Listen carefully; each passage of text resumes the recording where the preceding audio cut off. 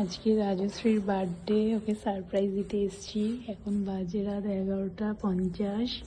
দেখো কেকে এসেছি, আমি অলসো আছি, কিন্তু ভীষণ মন খারাপ রাজশ্রীর।